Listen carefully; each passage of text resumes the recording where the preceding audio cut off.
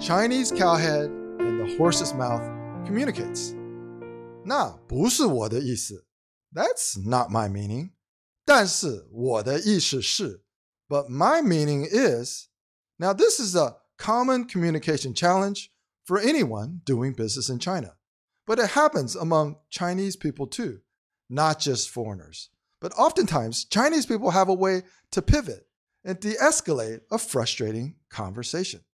They might say something like 鸡同鸭讲 or 牛头不对马嘴 and they'll say it lightheartedly with a 我们是不是在鸡同鸭讲 or 我们为什么在牛头不对马嘴 Follow me for better ways to communicate with your Chinese partners. Let's warm up, or 热身. I think that might be a better way to think about the introduction rituals in China. 自我介绍. So let's analyze the purpose of these rituals to help us better warm up. 了解彼此 to better understand each other. 表达诚意 to express some goodwill.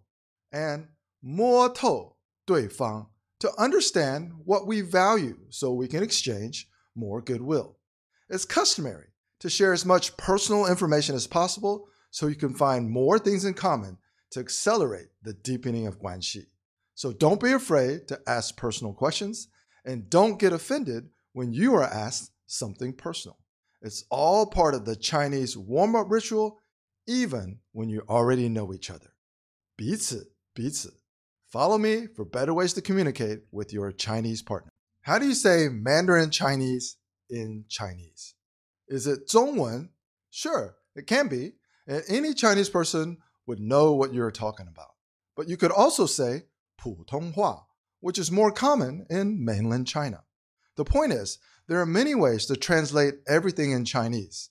So it's more important to convey your intended meaning in the proper cultural context. If you say 国语, they probably will assume you're from Taiwan. If you say 华语, they'll likely assume you're from Southeast Asia.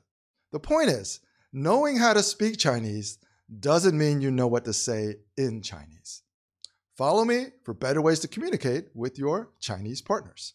What is a Chinese communication pattern? Is it 沟通模式? How it is directly translated isn't how Chinese people would interpret it, nor does it represent how they think or how they speak. So to communicate effectively based on how Chinese people think, you might want to say 交流方法, which means how you interact. But probably the best way is to think about communication patterns in terms of cooperation, or in Chinese, 合作. Everything is based on how you cooperate. And that's the winning mindset to have. Follow me for better ways to communicate with your Chinese partners. Instead of 老外讲中文, which is foreigners speaking Chinese, we're going to practice Chinese culture, which means 我们练习做关系, because that's the whole purpose of communicating when you're doing business in China is to 做好关系. All right? We talked about this. No. 我们现在是 what we're doing is 自我介绍. So, Julia, 你能不能自我介绍? That means, can you introduce yourself? When we do this kind of proverbial warm up, it's the ritual that happens whenever you meet someone new in China. Okay, you always will have a 自我介绍, and if you have a very senior person in the room, he'll call you out. He'll say, Gene, 你能不能自我介绍? Can you introduce yourself? Okay. So what we want to do during this, we'll call it a ritual, is of course we want to get to know each other, which is 认识, right? We want to 表达诚意, which is we want to take this opportunity to express some goodwill, because we all know that Guanxi relationships in China are based on goodwill. So when we do our introduction, we want to take this opportunity to 表达诚意. Okay? We also want to take this opportunity to 摸透对方, which is when they are introducing themselves, we really want to observe so we can understand one key thing, and that is what they value. Okay? When you are introducing yourself, what everybody is observing is they want to know what you value. Because the whole Guanxi developing system is based on reciprocity. And the only way to extend goodwill or reciprocity is to know what the other side values, right? It doesn't have to necessarily be financial, and we'll talk about that, but they're trying to understand you, you're trying to understand them. So the goal is to 摸透对方, and of course, understand each other, 了解彼此. Okay? Sorry. All of this in the introduction is the beginning. We call it an introduction. We call it a 自我介绍, but ultimately it's the beginning to 做关系, develop your Guanxi relationship. All right? And one of the words that we always use is we use 彼此, 彼此, which means that, you know, whatever you're willing to do, I'm willing to do. If you're willing to concede, I'm willing to concede. If you're willing to offer this, then I'm willing to offer that. 彼此, 彼此. It's just a phrase that Chinese people use that's saying we're aligned. And we're not aligned in necessarily our values or what we're trying to achieve, but we're aligned in we're going to focus on deepening our Guanxi. And then we just say 彼此, 彼此. All right? So I'm going to do my 自我介绍. And then at each stage, I'm going to highlight what is the value of me saying that about myself. Like you said, my name is Juliet. You know, you say you're kind of a student, blah, blah, blah. So I'm gonna my background information. 这是我的自我介绍. Okay, so when I introduce myself, I first talk about my background. Okay, 我是在美国土生土长的. What that means is I want my counterpart on the other side to know that even though I'm speaking Chinese, I was born and raised in the United States. So I share these pictures of me with long hair, playing baseball. Chinese kids would never have these type of photos, right? And I also want to introduce a little bit about the environment in which I was raised, okay? 我成长的环境没有其他的华人，没有其他的中国人. So I would say if I was on stage, I would do this, but even in person, I would talk about the environment in which I was raised. You can see I was raised in a group of Americans, Caucasians, and I played sports, but I stuck out like a sore thumb because I'm the only Asian there. So this is really, and here's another photo of me playing football. So you can see that I was the only Chinese kid there, right? So I could make a joke here that 如果我那时候想交女朋友，都是金头发，蓝眼睛, right? So that's kind of, I can make a joke of this because you can see all the cheerleaders have blonde hair and blue eyes, and they don't look like me, all right? And then the key when you start to develop your Guanxi with Chinese people is to get as personal as possible. They want to know personal information. Yeah. Yeah, so you obviously share personal information that you feel comfortable with, but don't be offended if you are asked very personal questions, right? Right? So I talk about my marriage. I was married in the United States. You can see that's the DeKalb County Courthouse. But my wife is originally from mainland China. 她是湖南人. Okay? When I say 湖南人, I might add 毛主席的老家, right? You always want to try to find those connections. So if I say my wife is from Hunan, I would either say 香妹子, which is a colloquial slang for the women there being kind of very hot and spicy. And then I would make a reference to that's where Chairman Mao was born, 毛主席的老家, right? So I'm always talking about where I'm from, but then making a reference to where other people can try to find that connection. Maybe they know somebody from Hunan, right? So that would be an instant deepening of Guanxi. If I say, oh, my wife is from Hunan, they say, oh, my wife is from Hunan too, or I'm from Hunan, or my dad is from Hunan. Then you have that common connection, all right? So it's always important to talk about your hometown or your native place, which in Chinese is 老家, right? So a lot of times they'll even ask, 你老家是在哪? They might not ask you that because you're obviously not from China, but to other Chinese people, they would say, 你老家在哪? And everybody would say, 他们的老家在哪? So what I would say, even though I was born and raised in the United States, I would say, 我老家是江苏淮安. Okay? And then I have to make another common reference. 这是周恩来的老家. Right? Now, you're not going to obviously have ancestral connections in China, but you get my meaning. Right? Right? So yeah, same hometown as Zhou Enlai. But the thing is, and I think I said it, it's in a YouTube short that I'm going to be making very soon, is the reason that you get so personal in these 自我介绍, personal introductions, is you want to find those common connections. Okay.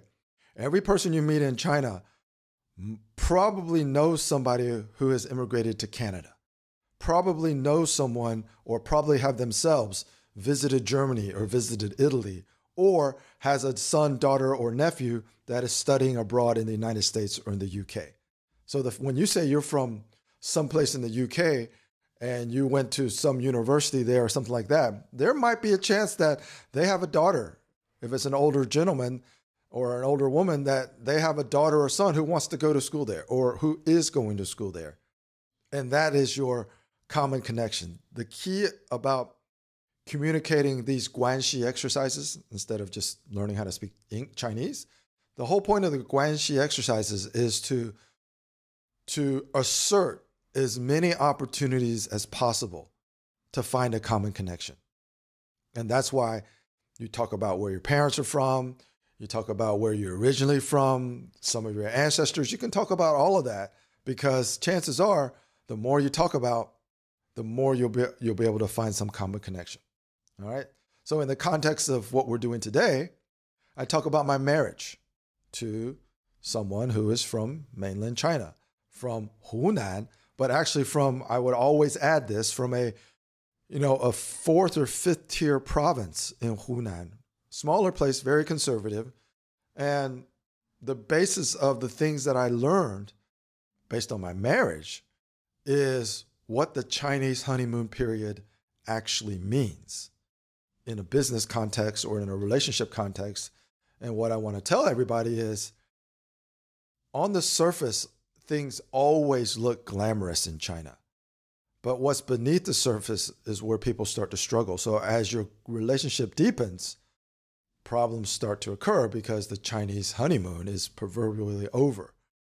And I say, 但是没你想的那么容易. It looks great in these pictures and these photos, but maintaining that relationship and Guanxi is not as easy as it seems.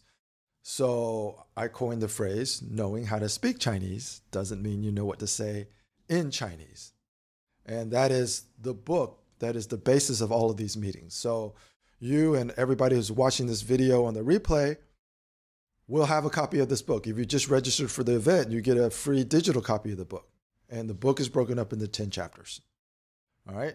And what we're basically trying to do is we're trying to understand what we're experiencing psychologically when we're frustrated in our negotiations, when we're frustrated in our communications. Frustration in Chinese is 心理打击. All right? Most foreigners, when they do business in China, they get frustrated communicating with their employees, their partners, government officials, whatever it is. All right?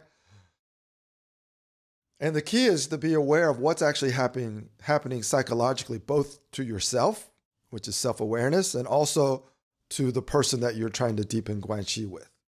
And then from that level of awareness, you can begin to figure out how to counteract those negative effects.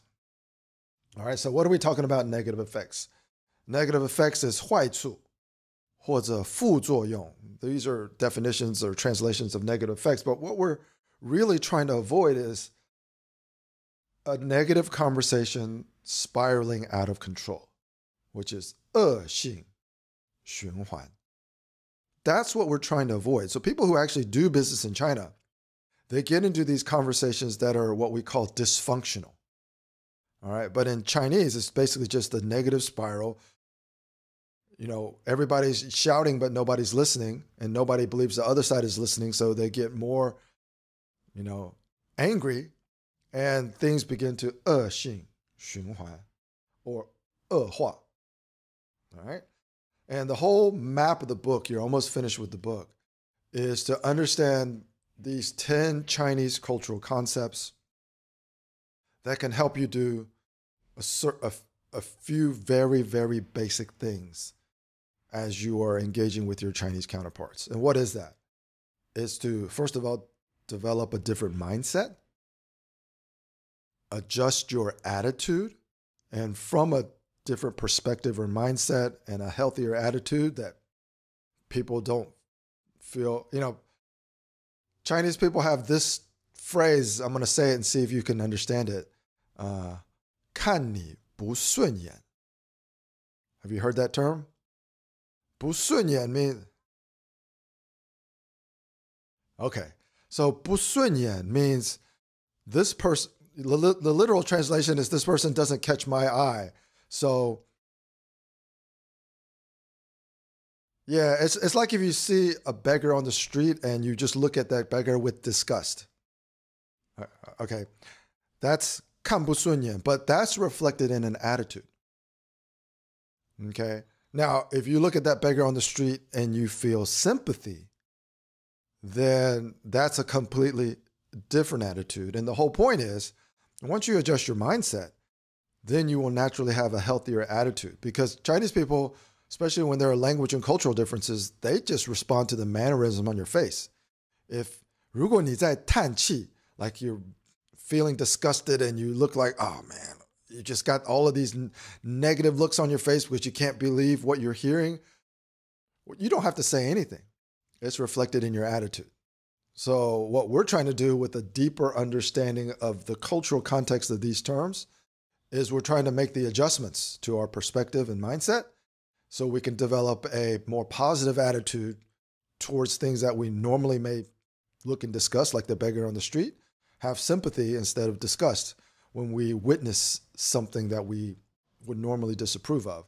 And then ultimately, this will help us develop a new approach to how we engage with our Chinese counterparts, right? So attitude, mindset, and approach in Chinese is 心态, 思维和方法. All right?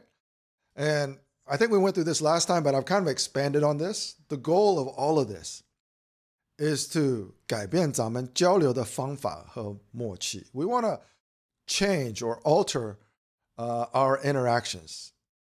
The way we interact, the chemistry of our interactions, right? So this is how we would say it in Chinese. But I wanted to illustrate that there are multiple ways to say it in Chinese, so you should be cautious not to just try to translate what you want to say in English into Chinese, but rather try to convey your meaning in the proper cultural context, right? Because instead of 交流, it can be 沟通, right? Instead of 咱们, it can be 我们. Instead of 改变, it can be 改进. Instead of change, it can be improve, right? And 交流的方法和默契 can just be 关系, 改进我们的关系. And instead of 改进我们的关系, it can just be 做好关系. This is the key to everything you want to do in China. If your mindset can be focused on how do I 做好关系, then you don't have to worry about all of the translations of all of the terms that I try to use in English to explain this, because you can translate them ad nauseum and it won't make a difference if you're not able to empathize with how Chinese people actually think. And the way their minds work is they just want to 摸透对方. They want to understand who you are so they can extend some goodwill and deepen the Guanxi. And that's it. All right, so these are the 10 Chinese cultural concepts. We're on week number 4, so today we're going to talk about 信任. And so, Juliet, what is the English term for 信任? Yes, it translates into trust. Okay, so that's correct. It translates into trust. But there's a funny thing. When you talk about trust, you actually can't translate the English definition of trust into the Chinese definition of trust because they mean something completely different. So in the book, instead of just talking about trust, I talk about something called truth default. Okay, so this is from Timothy Levine. He wrote this book called Duped, and it's truth. He came up with truth default theory. Okay, and it talks about how we trust strangers and how do we handle liars. All right, and then Malcolm Gladwell wrote a book called Talking to Strangers that also dives deeper into this whole concept of truth default. And the truth default means that in order for societies to function, this is again Timothy Levine's hypothesis based on his research. In order for societies to function, most people will trust strangers because we believe most people are honest most of the time. Now, when you're doing things like espionage, and there's a lot of examples of spies and stuff like that, or politics where you meet with foreign leaders and you think you can trust them, but then you figure out you've been duped. And the reason that a lot of Westerners have experienced being duped, and we even have this word duped, is because we have a tendency to trust strangers. We believe strangers are mostly honest most of the time, and that means we default to truth. All right? So truth default is actually what chapter 4 is about, and this is the basis of trust. All right? So the practical definition is 信任 is trust in another person based on the level of Guanxi and the likelihood of reciprocating favors. So the Chinese definition of trust actually has nothing to do with truth, right? So as we said, 信任 is the definition of trust. The important keys here are the level of Guanxi will change the level of trust. All right? So the level of Guanxi, is there a word in Chinese that you might imagine you could use there to not translate it literally, but to convey the meaning, the level of trust, or the level of Guanxi? Yeah, 可靠, that's exactly right. So, yeah, 可靠 or 靠谱, that's exactly right. So the practical definition of trust is just reliability. Can I depend on this person to have my back, to reciprocate, to do whatever, right? And actually it means 是什么关系? Whenever you're talking about you know someone in Chinese culture, the number one question they will ask is 你们是什么关系? That's what they want to know, because they know if it's your brother, then it's really trustworthy, right? But if it's a friend of a college friend, then maybe not so trustworthy, right? It has nothing to do with whether this person are honest or not. It's all based on the level of Guanxi. And that's really what we want to convey here. And it's also based on the likelihood to reciprocate favors. So what do you want to try to guess on what would the kind of be the Chinese word for the likelihood or the reciprocating of favors? Or just reciprocate favors? What's happening in simple Chinese when somebody is reciprocating your favor or doing it? 相互, yeah, that's good. 相互. That's good. I didn't write that one down, but that's a good one. That's right. I had 回馈 or to 帮忙, right? So to reciprocating favors is to repay something, right? I owe you something. Now it's my time to repay it. Usually repay in Chinese, 回馈, is not about money. It's not you lent me money and now I got to pay you back. It's you did me a favor. Now I have to reciprocate that favor back to you, right? But there are a couple more words that are even more in the Chinese cultural context, what they would actually use based on the English that I'm saying. Okay, the likelihood of reciprocating favors. We can translate that, but in China, they're thinking about 支持, right? Are you supporting me? Or 赞同, right? Because a lot of times, like if you're working for an organization and you're looking for a promotion or something like that, you need other influencers to 赞同你升级, right? So that is a reciprocation of favors. Maybe I did something. A lot of times, Chinese people will 送礼. They will give some apples or some cigarettes or some fruit or something because they want your endorsement. They need you to 赞同他们. They need you to 支持他们. And they are at a lower level, so they will give gifts. Give 红包, give cigarettes, whatever. All right?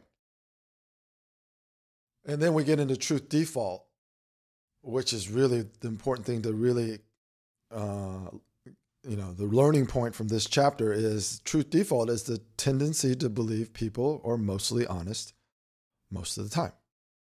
And in Western culture, Westerners tend to default to truth, which means we'll assume most people are honest, mostly honest most of the time. Whereas Chinese people will tend to default towards skepticism, which means Chinese people, they won't trust anybody they don't know, which is even other Chinese people. In fact, Chinese people are probably less trusting of other Chinese people than they are of foreigners because they have a tendency to think foreigners are by default more honest, right?